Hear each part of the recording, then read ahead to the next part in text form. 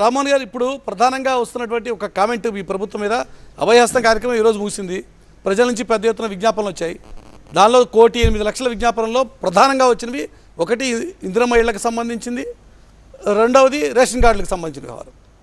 ఈ ఆన్లైన్ యుగంలో కూడా ప్రజల్ని రోడ్ల మీద నిలబెట్టాలా, ఇంతమందిని ఇన్ని లక్షల మందిని, ఇన్ని కోట్ల మందిని రోడ్ల మీద తీసుకురావాల్సిన అవసరం ఉందా? ఇది బీఆర్ఎస్ నాయకత్వం అడుగుతున్నటువంటి ప్రశ్న. రామ్మోహన్ గారు, మీరే సమాధానం చెప్పాలి.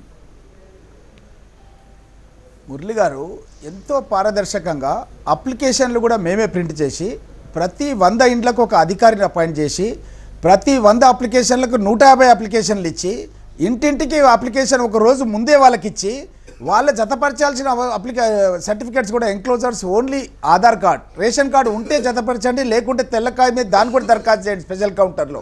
మిగతా వివరాలు రాస్తే చాలు. మీకు కనుక ఎలక్ట్రిసిటీ కనెక్షన్ ఉంటే దాని సర్వీస్ నెంబర్ వేయండి. మీకు వాళ్ళ రైతు భరోసా పథకం కావాలనుకుంటే మీకు ఉన్నటువంటి మన పాస్బుక్ సంబంధించిన ఖాతా నెంబర్ వేయండి. గ్యాస్ కనెక్షన్ ఉంటే గ్యాస్ కనెక్షన్ డీలర్ వివరాలు రాయండి. అది రాస్తే చాలు, ఎలాంటి ఎంక్లోజర్స్ లేవు.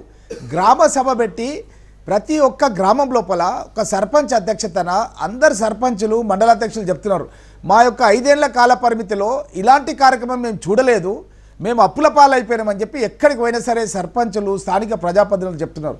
ఓడిపోయిన వాళ్ళు అదే చెప్తున్నారు, గతంలో ఉన్న వాళ్ళు అదే చెప్తున్నారు, ఇప్పుడు ఉన్న వాళ్ళు అదే చెప్తున్నారు. ఈ విధంగా పేద ప్రజలందరినీ కూడా పీడించి వాళ్ళకు ఒక్క పథకం కూడా ఇవ్వకుండా ఇండ్లు కట్టిస్తామని చెప్పి, ఎన్నో మాటలు చెప్పి, రేషన్ కార్డులు ఇస్తామని చెప్పి, ఏమి ఇయ్యని సందర్భం లోపల ధరణిని అడ్డం పెట్టుకొని అన్నదమ్ముల కొట్లాటలు పెట్టి వాళ్ళ భూములు వాళ్ళకు కానియకుండా చేసి ఎన్నో ఇబ్బందుల పాలు చేస్తే ఈరోజు గ్రామాల లోపల ఎక్కడికి పోయినా సరే మాకు ఇండ్లు కావాలని చెప్పి, పెన్షన్లు కావాలని చెప్పి, రేషన్ కార్డు.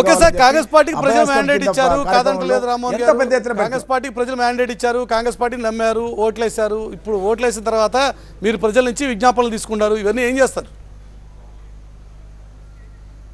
ఇవన్నీ కూడా కంప్యూటరైజేషన్ స్టార్ట్ చేశాం. ఎందుకంటే మొట్టమొదట మేము ఏం చేసినామంటే చిన్న గ్రామాలు ఎంపిక చేసినాం, తర్వాత మధ్య తర్వాత పెద్ద గ్రామాలు. ఈ విధంగా ఒక మంచి సిస్టమేటిక్ ప్లాన్ ప్రకారము అప్లికేషన్స్ తీసుకున్న ఎప్పటికప్పుడు మేము కంప్యూటరైజేషన్ స్టార్ట్ చేసినాం.